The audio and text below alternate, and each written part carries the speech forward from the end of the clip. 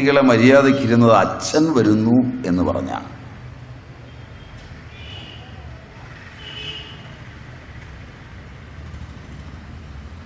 വീട്ടിൽ നിന്ന് പുറത്തേക്ക് വല്ല ആവശ്യങ്ങൾക്കും പോവുകയാണെങ്കിൽ പൊതുവെ വിശേഷ അവസരങ്ങളിലൊക്കെ പോകേണ്ടി വരുമ്പോൾ പുരുഷൻ 1.5-2 മണിക്കൂർ എടുത്ത് കണ്ണാടിയുടെ മുമ്പിൽ നിന്ന് ബഹളമാണ്. ഇയാൾക്കിടാനുള്ളതൊക്കെ സ്ത്രീ നല്ലപോലെ തേച്ച് വൃത്തിയാക്കി ഒക്കെ കൊടുക്കണം. അതിലൊക്കെ ഉപരി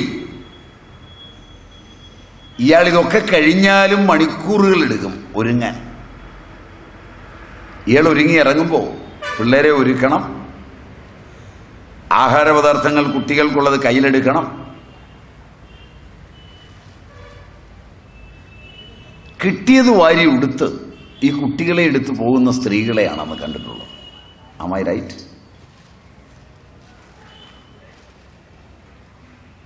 ഇപ്പം ഇങ്ങനെ പുറകെ കുഞ്ഞുങ്ങളെയൊക്കെ എടുത്ത് ഓടുമ്പോൾ ഇയാൾ ഈ കുഞ്ഞിനെ എടുക്കുകയില്ല, ഈ ബാഗിൽ ഒരെണ്ണായാൾ പിടിക്കുകയില്ല. ഇയാൾ മുമ്പിലൊരു പേഴ്സും ഒക്കെ വെച്ച് വളരെ ഗംഭീരമായ ആ മുണ്ടിൻ്റെ തല കക്ഷത്തിലേക്ക് വെച്ചൊരു നടപ്പാണ് നടക്കുക.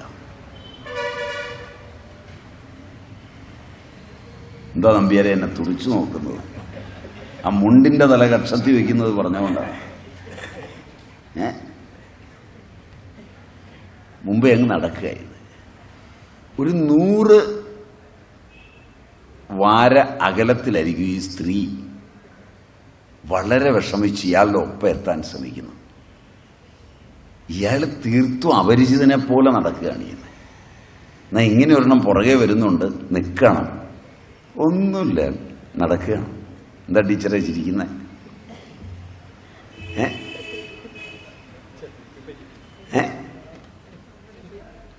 ഞാൻ പറഞ്ഞത് ഞാനിതൊക്കെ മാറി നിന്ന് കണ്ട മനുഷ്യനാണ്. ഞാൻ ഈ നടപ്പ് നടന്നിട്ടില്ല,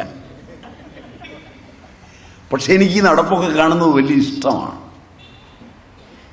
അന്നത്തതും ഞാൻ കണ്ടിട്ടുണ്ട്, ഇന്നത്തതും കണ്ടിട്ടുണ്ട്. അതുകൊണ്ട് എൻ്റെത് വെറും സ്റ്റേറ്റ്മെൻ്റാണ്. നിങ്ങൾക്ക് തള്ളാം, സ്വീകരിക്കാം, ഒരു വിരോധവും വരില്ല. ഇങ്ങനെ നടക്കുന്നതിനിടയിൽ ഈ കുഞ്ഞൊന്ന് കരഞ്ഞാൽ ഏത് വഴിയമ്പലത്തിൽ വെച്ചു ഈ സ്ത്രീ കുഞ്ഞിന് മുലയൂട്ടും, എവിടെ വെച്ചു. അതിന് പാകത്തിനുള്ള വസ്ത്രമേ ധരിക്കുകയുള്ളൂ, കുഞ്ഞിനാണ് ഏറ്റവും പ്രാധാന്യം. അത്തരമൊരു പ്രകൃതിയോടിണങ്ങിയ സ്ത്രീയായി പുറകെ പോകുന്നത്.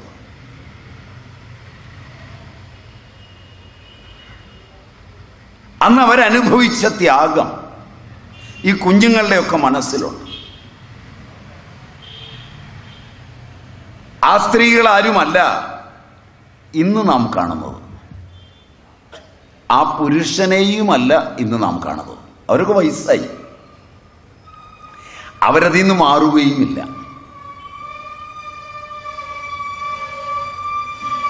ഇപ്പോഴും ആ വയസ്സനും വയസ്സിയൊക്കെ ഉള്ള വീടുകളിൽ ചെന്നാൽ അങ്ങനെയൊക്കെ തന്നെയാണ് എല്ലാ പണിയും. പക്ഷെ സമാജത്തിൽ അതുണ്ടാക്കിയ ഒരു പരിണാമം, ഒരു ചിന്ത നമ്മുടെ സാഹിത്യത്തിൽ, സിനിമയിൽ, കലയിൽ ഒക്കെ നിർണായകമായ പരിണാമം ഉണ്ടാക്കിയിട്ടുണ്ട്. അത് ശരിയായിരുന്നില്ല എന്നൊരവബോധം അന്നത്തെ പുരുഷനിലും സ്ത്രീയിലും വരെയുണ്ട്. കാരണം അവർ അവരുടെ മക്കളെ വളർത്തിയപ്പോൾ അത് തുടരാൻ അനുവദിച്ചിട്ടില്ല.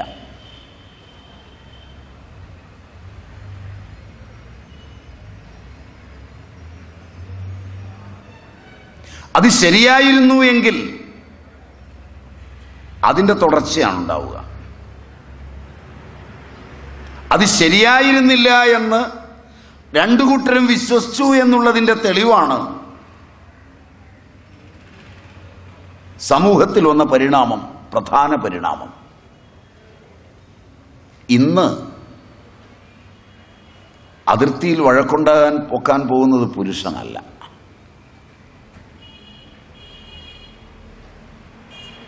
ഇന്ന് കുട്ടിയെ തല്ലുന്നത് പുരുഷനല്ല. ഇന്ന് ഒരു കുട്ടിക്കും അച്ഛൻ വരുന്നു എന്ന് പറഞ്ഞാൽ പേടിയൊന്നുമില്ല.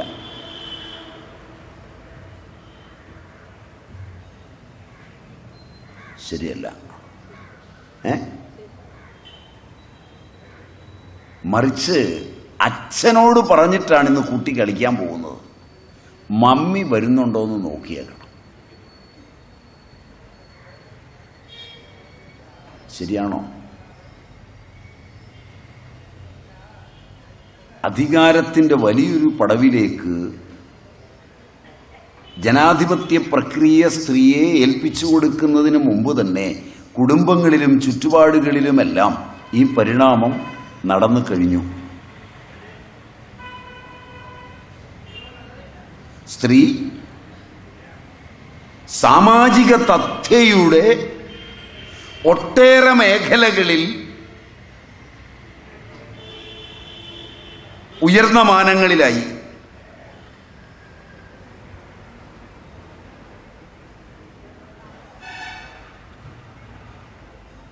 ഇന്ന് പുരുഷൻ ചെന്ന ആവശ്യങ്ങൾ ചോദിച്ച് സ്ത്രീയോട് പണം വാങ്ങിക്കുന്ന ഒരു നിലയിലേക്ക് ഉയർന്ന സമൂഹങ്ങളിൽ വളരെയധികം മാറ്റം വന്നു കഴിഞ്ഞിട്ടുണ്ട്.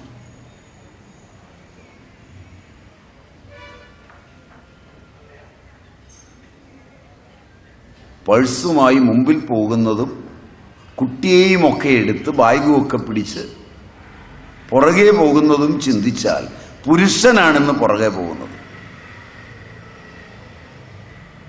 എഞ്ചിനീയർ, ഡോക്ടർ, IT ഒക്കെ ഉൾപ്പെടെ. ശരിയാണോ? അതോ നുണയാണോ? എങ്ങനെയാ? പ്രായമായി അമ്മമാരിൽ ചിലർക്ക് അവരുടെ മകനാണിങ്ങനെ പോകുന്നതെങ്കിൽ വല്ലാത്ത രോഷം ഉണ്ടാവും. അതൊരു പ്രകടമാക്കുകയും ചെയ്യും.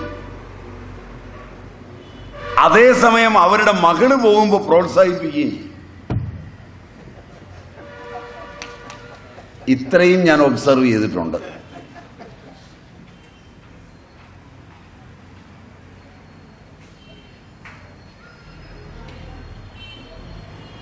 ഞാനിതൊക്കെ പറഞ്ഞത് എനിക്ക് വലിയൊരു ഉദ്ദേശമുണ്ട്. അവിടെ ഞാൻ നിങ്ങളെ കൊണ്ട് എത്തിക്കാൻ വേണ്ടി അത് പറയുന്നത്. അതുകൊണ്ട് ശ്രദ്ധിച്ചിരുന്നോണം. നിങ്ങൾ അപകടത്തിലേക്ക് പോകാനാണ് എനിക്ക് തലകുലുക്കി തരുന്നത്. പറയാതെ നിങ്ങളെ ചതിച്ചു എന്ന് വിചാരിക്കണ്ട.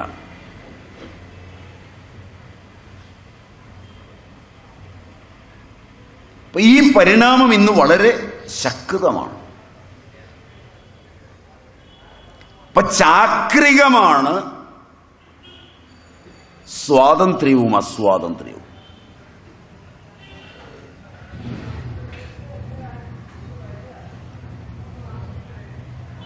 ഒരു സാമൂഹ്യ രചനയിൽ പുരുഷനാണ് ഈ ഗുണങ്ങളെല്ലാം അനുഭവിച്ചതെങ്കിൽ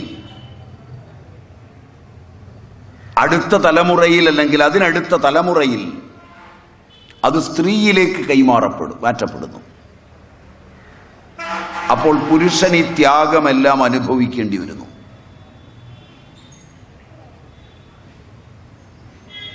അതുകൊണ്ട് ഇതിനെ കാണേണ്ടത് അധികാരസ്ഥാനങ്ങളുടെ മെച്ചമായാണ്, സ്ത്രീ പുരുഷന്മാരുടേതായ അല്ല, വസ്തുതാപരമായി. ഇതാണ് ഭാരതീയ കാഴ്ചപ്പാട്.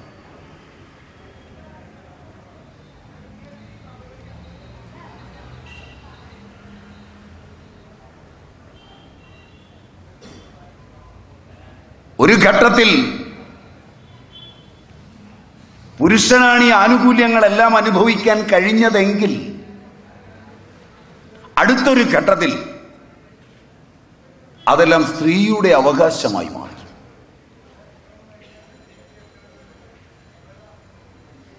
വീണ്ടും അടുത്തൊരു ഘട്ടം വരുമ്പോൾ തിരിച്ചു പുരുഷനിലേക്ക് പോകും.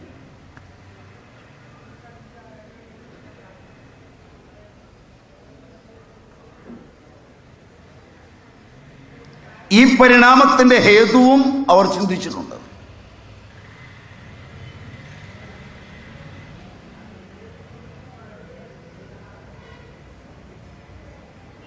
അതിനവര് സന്താനത്തിൻ്റെ വ്യുൽപ്പത്തി വരെ ശ്രദ്ധിച്ചെഴുതി പിടിപ്പിച്ചിട്ടുണ്ട്. തനു വിസ്താരേ കരണേ ച.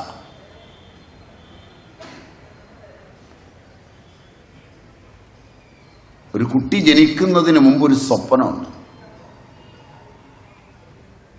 ആ സ്വപ്നം ഏറ്റവും രൂപാന്തരപ്പെട്ട് നിൽക്കുന്നത് കുട്ടി ഉണ്ടാകാനുള്ള ദമ്പതി ക്രിയാവേളയിലാണ്.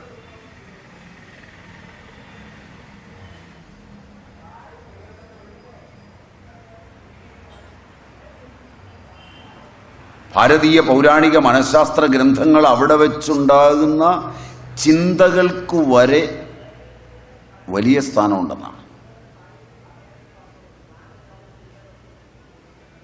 ചേരുന്ന രണ്ടു പേരിൽ നിന്ന് വ്യത്യസ്തരായ രണ്ടുപേരെയാണ് രണ്ടുപേരും സങ്കല്പിക്കുന്നതെങ്കിൽ അബദ്ധ വൈകല്യങ്ങൾ കുട്ടികളിൽ നേരത്തെ കാണാൻ തുടങ്ങും. അപ്പൊ സാമാജിക നിയമം വെച്ചോ തൻ്റെ ഇപ്പോഴുള്ള ആഗ്രഹം വെച്ചോ അതിനെ എതിർക്കുകയോ തല്ലുകയോ ഇറക്കി വിടുകയോ ചെയ്തിട്ട് കാര്യമില്ല.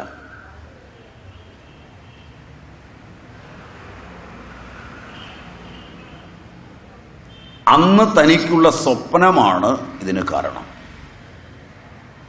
അതാകട്ടെ താൻ ഇടപെട്ട ചുറ്റുപാടുകളുടെയും താൻ കഴിച്ച ആഹാരത്തിൻ്റെയുമാണ്.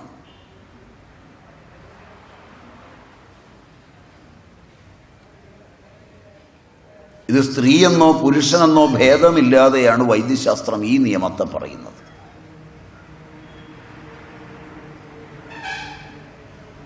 ഇതിനൊരു ഉദാഹരണം മാത്രം നിങ്ങളോട് പറയാം. ലോകത്ത് ഏറ്റവും കൂടുതൽ പൊക്കം കുറഞ്ഞവർ ജപ്പാനിലാണ് കാണുന്നത്.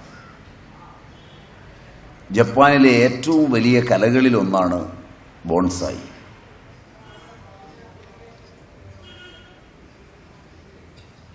നിങ്ങൾ വീട്ടുമുറ്റത്ത് ബോൺസായി വളർത്തി പതിവായി അത് കണ്ട് അതാണ് നിങ്ങൾക്ക് ആരാധ്യമായ ഏറ്റവും വലിയ കല എന്ന് വിചാരിച്ച് ആ സങ്കല്പങ്ങളോടുകൂടി ജീവിച്ച് നിങ്ങൾക്കൊരു സന്തതി ഉണ്ടാകുമ്പോൾ അത് ലോകത്തിലെ ഏറ്റവും കലാമേന്മയുള്ളതായിരിക്കണം എന്ന് വിചാരിക്കുമ്പോൾ നിങ്ങളുടെ തലച്ചോറിലെ ഏറ്റവും കലയുള്ളത് ബോൺസായി ആണെങ്കിൽ മുരടിച്ചൊരു സന്താനത്തെയാണ് കിട്ടുക.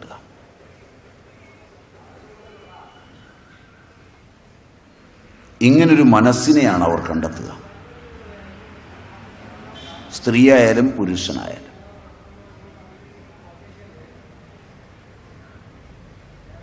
അപ്പോൾ വൈദ്യശാസ്ത്രത്തിൻ്റെ സങ്കേതങ്ങളിൽ നിന്നുകൊണ്ട് ചിന്തിക്കുമ്പോൾ ഇത്തരമൊരവസ്ഥിതിയിലേക്ക് സ്ത്രീ എത്തി വന്നാൽ വളരെ പെട്ടെന്നാണ് ചുറ്റുപാടുകളോട് ഇണങ്ങുന്നതും തെറ്റായ രംഗങ്ങളിലേക്ക് വഴുതി വീഴുന്നത്.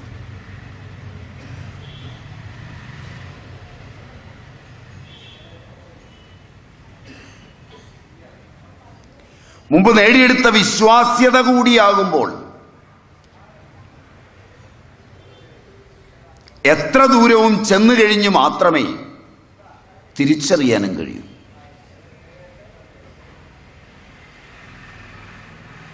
ഇതിനെ അവലംബമാക്കി ഒട്ടേറെ പൗരാണിക ഭാരതീയ സാഹിത്യത്തിൽ പുരാണങ്ങളിലെ ചില ഘട്ടങ്ങളിൽ ഒക്കെ സ്ത്രീക്കെതിരെയുള്ള വചനങ്ങൾ വളരെയുണ്ട്. അത് സൈദ്ധാന്തികമല്ല, അതിത്തരം രംഗങ്ങളിൽ നിന്ന് മാത്രം രൂപപ്പെട്ടു വന്നതാണ്.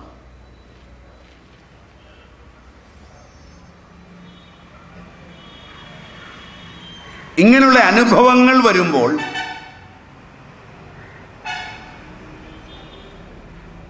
ആ അനുഭവങ്ങളെ ആസ്പദമാക്കി സ്ത്രീകൾ തന്നെ സ്ത്രീകൾക്കെതിരായി മാറുന്ന, പുരുഷന്മാർ മാത്രമല്ല,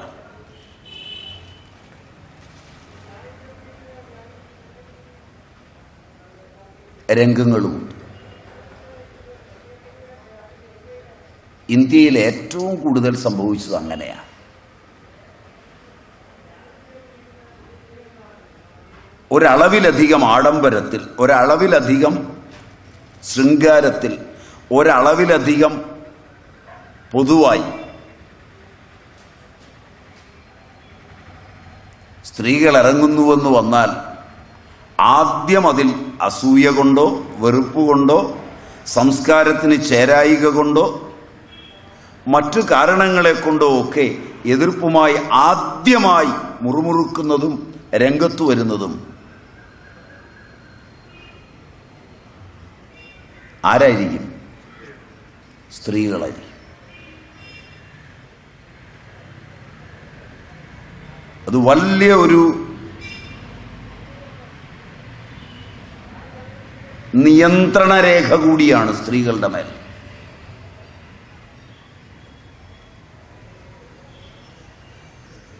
ഇതും തെറ്റിദ്ധാരണയ്ക്ക് വഴിവെച്ചിട്ടുണ്ട്.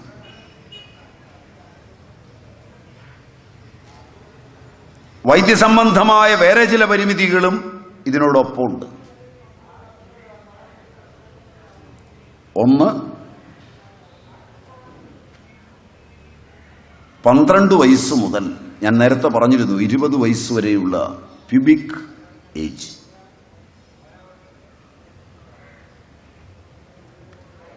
വല്ലാത്തൊരുതരം വൈകാരികതയുടെയും നെർവസ്നെസ്സിന്റെയും ലോകമാണ്. അപൂർവമായെങ്കിലും സ്ത്രീകളിൽ ചിലതരം മറ്റീരിയലൈസേഷൻ പവർ വരെ രൂപാന്തരപ്പെടുന്ന കാലമാണ്.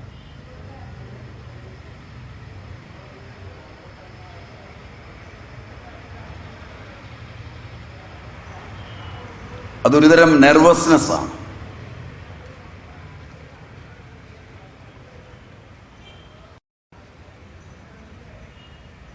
മാനസികമായ ഒട്ടേറെ പിരിമുറുക്കങ്ങളുടെ സമയമാണ്.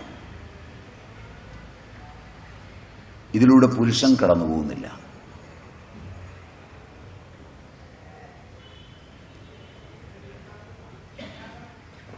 ഇതും വൈദ്യശാസ്ത്ര സംബന്ധമായ കാര്യമാണ്. 40 വയസ്സിനോടടുക്കുമ്പോൾ, ഇപ്പോൾ ഏതാണ്ട് 32-33 വയസ്സിനോടടുക്കുമ്പോൾ, പഴയ കാലത്ത് 50 വയസ്സ് കഴിയുമ്പോൾ, പിന്നെ അതൊരു 40 വയസ്സ് കഴിയുമ്പോൾ, ഇപ്പോൾ ഒരു 32-33 വയസ്സ് കഴിയുമ്പോൾ ഏത് രംഗത്തുള്ള സ്ത്രീയും താൻ ഒറ്റപ്പെട്ടുവെന്നും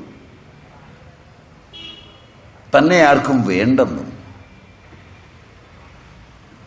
ഒക്കെയുള്ള നിരാശതാബോധവും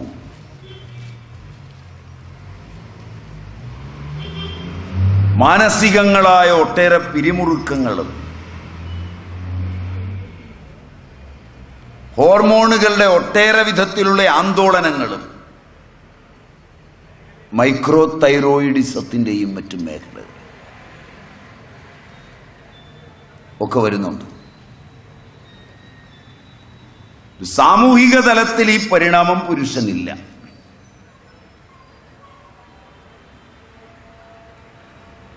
ഈ രണ്ടും പുരുഷനിൽ നിന്നുള്ള ശക്തമായ ഭേദം തന്നെയാണ്.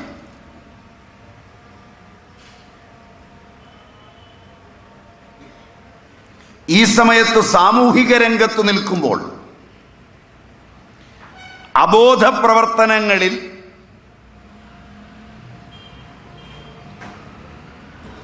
പെട്ടുപോകുന്ന തൻ്റെ മനസ്സിൻ്റെയും ഹോർമോണുകളുടെയും നിലയെ എങ്ങനെ സാമാജിക നിയമങ്ങളോട് ഇണക്കിക്കൊണ്ടുപോകും?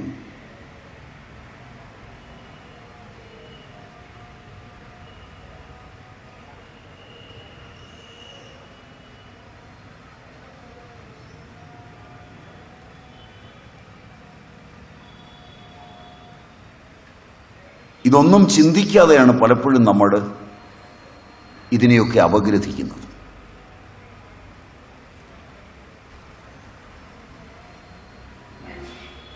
അബോധം ശക്തമായി പ്രവർത്തിക്കുന്ന ഹോർമോണുകൾ അതിൻ്റെ പ്രവർത്തന മണ്ഡലങ്ങളിൽ സജീവമായിരിക്കുമ്പോൾ വിചാരിക്കുന്നത്, രൂപപ്പെടുന്നത്, പറയുന്നത്, പ്രവർത്തിക്കുന്നത് ഒരേ ദിശയിലല്ലാതെ വരുന്ന ഒരു സമയത്ത്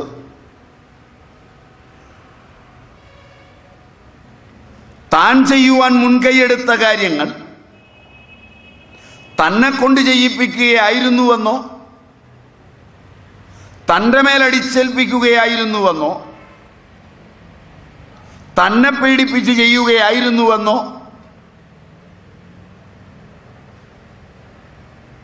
മനസ്സ് കളിക്കുന്ന ഒരു കാലഘട്ടത്തിൽ സമാജത്തിൻ്റെയും വ്യക്തികളുടെയും സുശിക്ഷിത സുരക്ഷയെ കരുതി ആ ശാസ്ത്രം സമാജം അറിയുകയും അത് രൂപപ്പെടുന്ന ശരീരങ്ങൾ ആരുടേതാണോ അവരറിയുകയും അവരുടെ നന്മ ആഗ്രഹിക്കുന്ന മാതാപിതാക്കൾ അറിയുകയും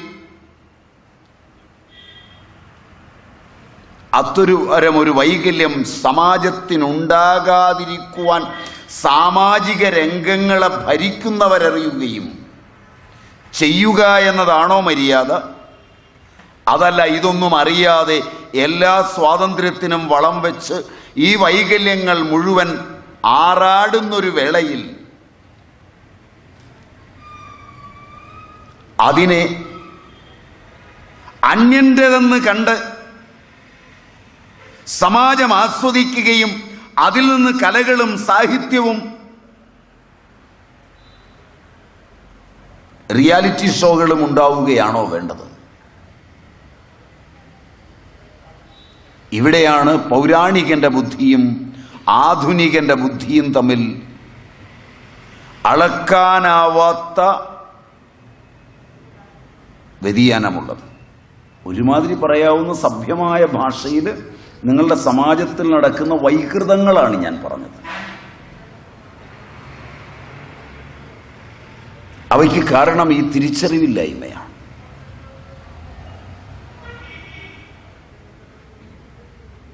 പ്യൂബിക് ഏജിൽ പെൺകുട്ടികളിൽ വരുന്ന പരിണാമം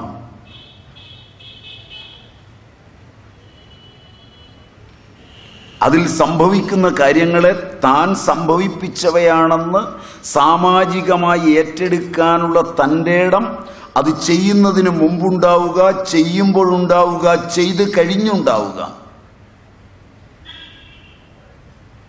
എന്നതിന് മനസ്സ് തൻ്റെ നിയന്ത്രണത്തിൽ നിന്ന് ചെയ്യുന്നവയാകണം. അതല്ലാതെ വരുമ്പോൾ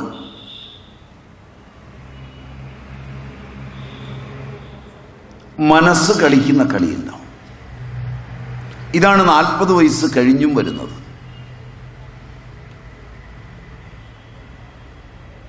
അതുകൊണ്ടാണ് പെട്ടെന്ന് കരയുന്നത്.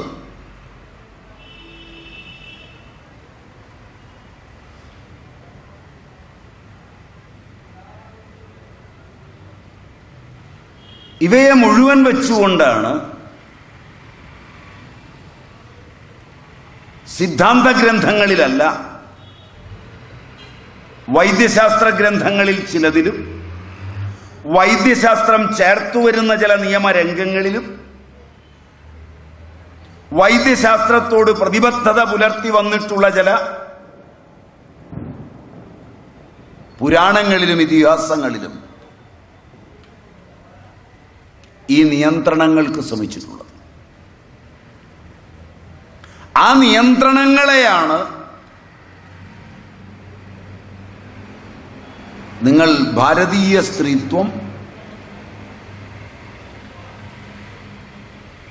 സംസ്കൃതിയിൽ തെറ്റായ ദിശയിലാണെന്ന് പറയുവാൻ കാരണമായിട്ടുള്ളത്.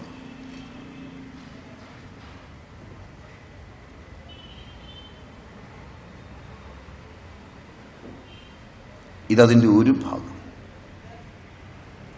ഇതിൽ നിന്ന് വരുന്ന വ്യക്തിയുടെ വൈകല്യങ്ങൾ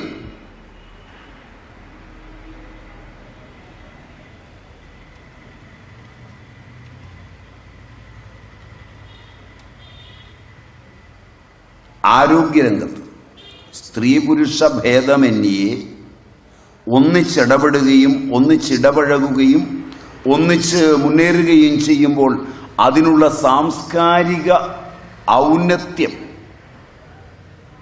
വന്നിട്ടില്ലെങ്കിൽ,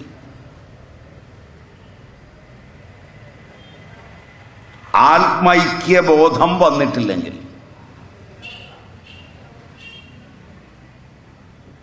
ശരീരം അതിൻ്റെ പ്രതിപ്രവർത്തനങ്ങൾ ചെയ്യും.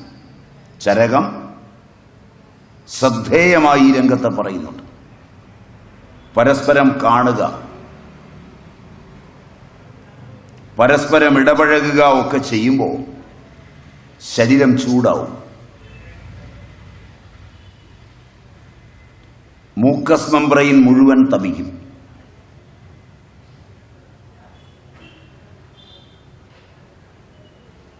ആ സമയത്ത്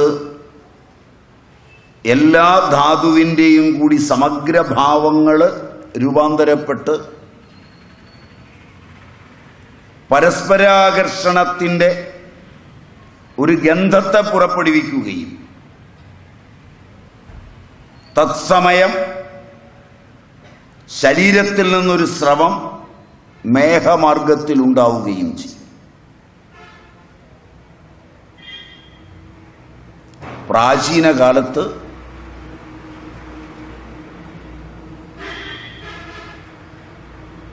ആഴ്ചകളിലോ മാസങ്ങളിലോ ഒരിക്കൽ മാത്രം ഒന്നിച്ച് ജീവിക്കുന്ന ദമ്പതികളിൽ ഉണ്ടാകുന്ന ഈ പ്രക്രിയ ഇന്ന് 1 മിനിറ്റിൽ 3 പ്രാവശ്യമാണെന്നാണ്. ഇതിന് സ്ഥിതിവിവരക്കണ കൊണ്ട് ശരാശരി കേരളീയനിൽ ഉണ്ടാകുന്നതാണ്. അവൻ സീരിയൽ കാണുന്ന വേളയിൽ, സിനിമ കാണുന്ന വേളയിൽ, മൊബൈലിൽ SMS അയക്കുന്ന വേളയിൽ, റിയാലിറ്റി ഷോയുടെ വേളയിൽ, കോമഡി ഷോയുടെ വേളയിൽ, പരസ്യങ്ങൾ കാണുന്ന വേളയിൽ,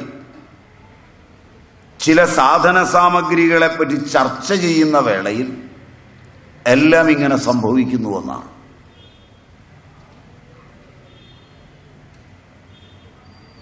ആരോഗ്യത്തിൽ വിലമതിക്കാനാവാത്ത ഒരു രംഗമാണിത്.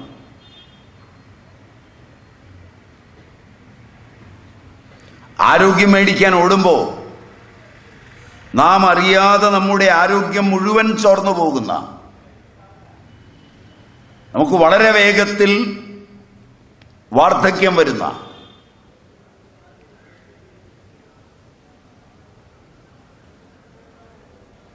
പത്തോളം പ്രസവിച്ച സ്ത്രീക്കും 10 കുട്ടികളുടെ എങ്കിലും പിതാവായ പുരുഷനും, മിനിമം ആകട്ടോ പറഞ്ഞത്, പുരുഷന്റെ കണക്ക് പറഞ്ഞത് മിനിമമാണ്.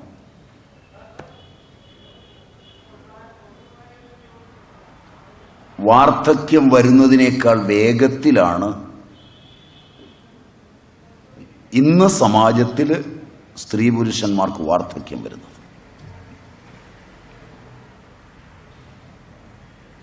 കണ്ണിന് തിമിരം വാർദ്ധക്യ ലക്ഷണം, തൊലിഞ്ഞൊറിയുന്നത് വാർദ്ധക്യ ലക്ഷണമാണ്. മുട്ടിനും നട്ടെല്ലിനുമൊക്കെ തേയ്മാനം വരുന്നത് വാർദ്ധക്യ ലക്ഷണം. പാർക്കിൻസോണിസം, കൊറിയ, ഡിസ്റ്റോണിയ ഒക്കെ വാർദ്ധക്യജന്യ രോഗങ്ങളാണ്. തലച്ചോറിന് വരുന്ന അട്രോപ്പി, ഇതൊക്കെ വാർദ്ധക്യജന്യ രോഗങ്ങളാണ്.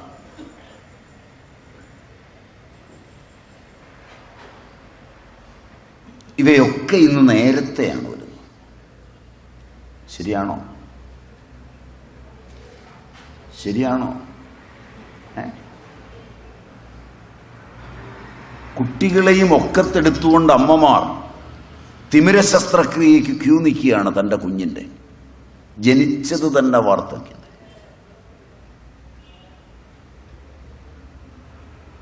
ഇരുപത്തിയഞ്ചാമത്തെ വയസ്സിൽ മോള് പ്രസവിച്ച കുഞ്ഞ്